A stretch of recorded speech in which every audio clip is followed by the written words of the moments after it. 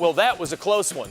The Browns just barely blew a lead in London yesterday, but managed to dodge that W. It's just one of several crucial developments that took place this weekend in relation to the Browns' quest for optimal 2026 draft positioning.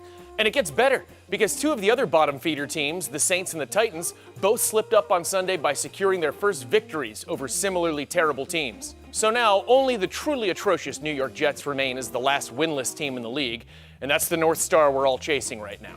The Browns are one of 7 organizations that have managed to tally just 1 win thus far this season in a heated competition to be the least competitive football team, and thus secure a primo draft position.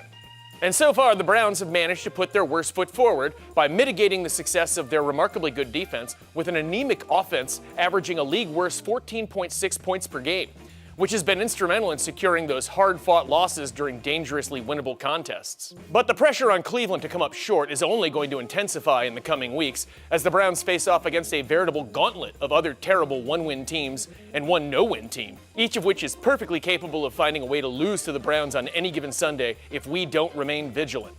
Now, is it sad that we're just 5 games into the season and so many of us are already focused on the Browns' 2026 draft position? Of course it is.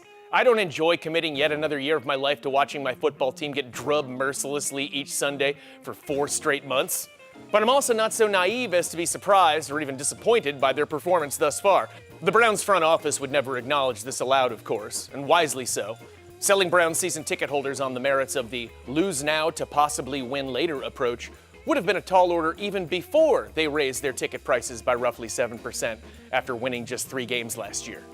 That's a tough sell. And to be clear, I think that the Browns would much prefer to be successful and win games this year, but once they rightly determined sustained winning to be an unlikely outcome, they decided to lean into the stink. I'm not suggesting that this team was strategically built to lose, but when you enter a season with a 40-year-old journeyman quarterback whom you roused from retirement to throw the ball to Jamari Thrash, you're likely not harboring many Super Bowl delusions. All that being said, I'm not in the habit of wishing for my team to lose, even when I know that it would benefit us in the long run. That's why when the reanimated corpse of Joe Flacco pulled off that win against the Packers in Week 3 in a 13-10 barn burner, I was genuinely ecstatic that we won. I can't turn that off, and I don't want to. So I suppose the silver lining here is that the Browns, through their unique approach to roster building, have put us in a situation where we aren't even forced to root against our team each week for the sake of the greater good, because they are perfectly capable of losing comfortably on their own, with or without my encouragement. And that's their gift to us. And so we march on into oblivion. And don't get too comfortable, the Jets. Bad news, we're coming for your crown, and we're bringing Bailey Zappi with us. Go Browns.